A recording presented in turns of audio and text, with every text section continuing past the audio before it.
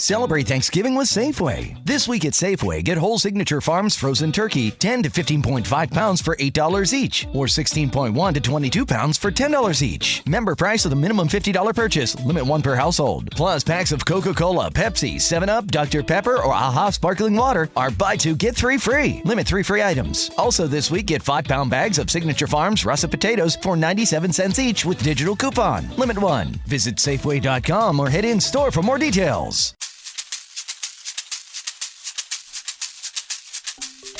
Hi, my name is Richard Dix, and this is How Did That Happen? A podcast where I look at everyday things or events and try to figure out how they came to be.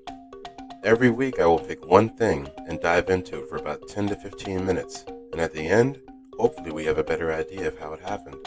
Hey guys, new podcast this week, and the focus of it is rubber bands, and I will say that while on the surface it might not seem that interesting, there are some interesting points to it. I will go ahead and cue you in and say that there is a connection to the Nazis, which makes, I think, everything seem a little more interesting. But I really hope you guys enjoy it, and we're going to go ahead and start.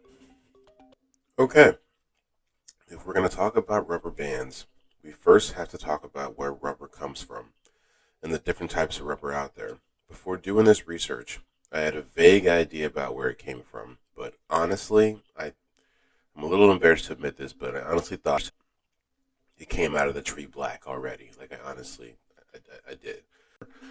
The rubber tree, or rubber plant, is a flowering plant from the Euphorbiaceae family, and I'm pretty sure I pronounced that correctly. What comes out of the tree is a milk-like substance called latex, which is the main component in rubber. I did not know that latex was naturally occurring either. Racking up a list pretty quick of things that I do not know. The trees can grow to up to 140 feet tall in the wild, but when grown specifically for their latex, they are usually smaller because taking the latex restricts the growth of the tree, which is sad when you think about it. In a video I watched, they didn't look to be more than 20 feet tall, maybe a little bit more. In that video, they're cutting into the rubber trees and allowing the latex to drip into bowls, which will later be picked up by people in jugs. The average rubber tree yields about 19 pounds of latex annually, and it requires hundreds of thousands of trees a year to supply a rubber band business. The word rubber gets its name because the substance is able to rub off markings. One of the most important parts of the rubber band is the vulcanized rubber that makes it stretch. The vulcanization process is crucial to almost all rubber companies. There are rubber band companies that make different types that don't require rubber. There are synthetic companies. There are companies that do different types of mixes. It was invented by Charles Goodyear, who received the patent for the process on June 15th, 1844. This was a matter of contention during that time because Thomas Hancock had received a British patent for vulcanization that he had filed a year earlier, but did not become final until 1844. We'll hear more about Mr. Hancock later. There was a trial to determine whether Hancock had stolen the ideas. It was in England, and Goodyear attended, but in the end it was determined that a simple examination of the different types of rubber and their processes were not enough to determine if one man had stolen the ideas from the other one. When asked about the outcome of the trial, and his name being lost among the bustle of progress, he is quoted as saying, "Man has just cause for regret when he sows and no one reaps," which I took to mean, his invention was meant for all of us. Due to the trial, Goodyear was unable to claim any European royalties from his invention, because they were using rubber over there in Europe as well. But basically it was all under Thomas Hancock's name and patent, at the time. It is commonly known that while the company bearing his name, we're talking about Charles Goodyear, thrived, the namesake himself died penniless. The company was only named in his honor due to the vulcanization process being the bedrock for their entire business model.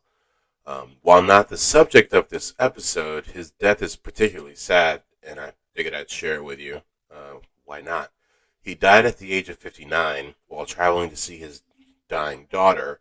When he arrived to see her, he was told that she had already passed, and at the sound of this news, he fainted, was taken to a hospital and then died. So he died from hearing about someone else dying, which I just thought was pretty wild. The Goodyear Tire Company wouldn't be created for almost another 40 years after his passing. Okay, on to rubber bands. The first rubber band was patented in 1845 by Stephen Perry and Thomas Barnabas Daft. The story of rubber bands starts a little before that, though. In the early parts of the 19th century, sailors who had worked in the Central and South Americas would bring back their hauls and their souvenirs on the ships to England, and some of those souvenirs were made from the latex sap of rubber trees. These were things like footwear, garments, and bottles, and of course, people in England hadn't seen these things before, so it was pretty interesting to them. The idea of the rubber band is credited to Thomas Hancock, there goes that man again, who in 1820 or thereabouts cut one of those rubber bottles into slices to create garters and waistbands. Hancock also created a machine called a masticator, which shreds the rubber and reforms it under pressure and heat, which at that time, before vulcanization, was one of the best ways to manipulate natural rubber. Before the introduction of rubber into society, things that were called elastic were not actually elastic the way that we know them to be, because we think of them to have a lot of rubber type qualities, but what they really were during that time were coiled metal or different levels of tension that they would apply to fabrics that would give it sort of elasticity to kind of say, but they weren't the elastics that we speak of, but that's everything at that time was basically elastic. The man who makes rubber bands into what we know them to be today is a man by the name of William H. Spencer, and he got his start cutting up rejected Goodyear inner tubes in 1923. He would take those strips of inner tubes to the Akron Beacon Journal and a few other publications and talk them into wrapping their papers in his bands that he had cut up from those inner tubes so they would not fly away on people's lawns. I believe the story goes that he would come home and see newspapers from other people's lawns spread across his and other places that they shouldn't be and think, well, why not? Let's wrap them up with my rubber, which sounds weird when you say it like that. This led to the creation of his company, Alliance Rubber Company, that was 1923, and this is now 2022. And I just thought that was interesting to know. This company is almost 100 years old, and they're still a family-run business.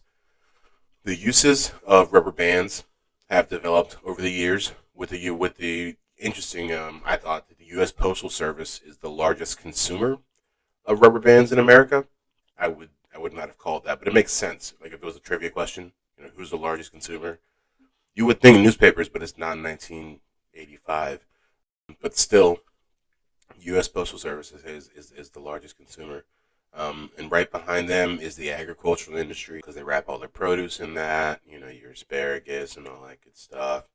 And then the flour industry, which I didn't even think about, and I worked in the flour industry for a couple years.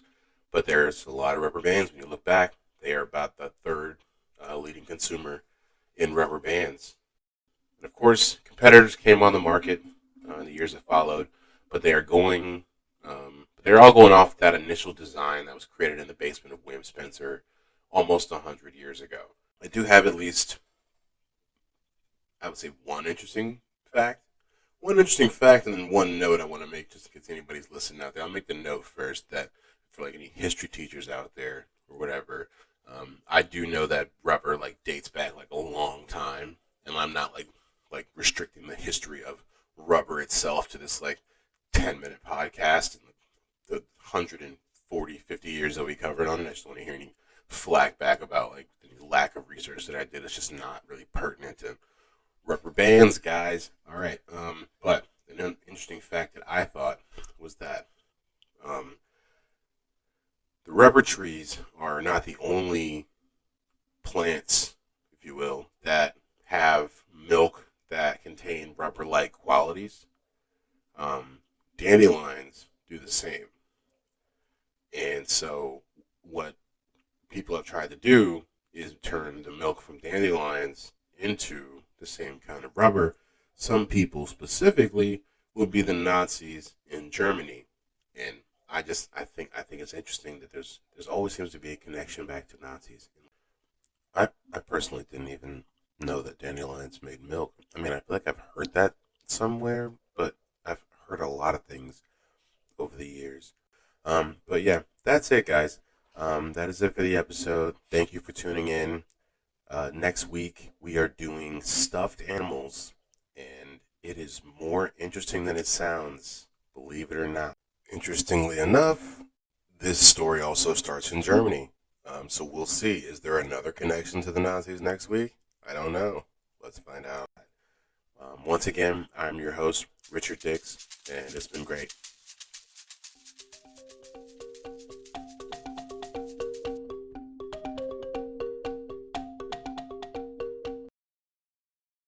With Lucky Land Slots, you can get lucky just about anywhere. Dearly beloved, we are gathered here today to... Has anyone seen the bride and groom?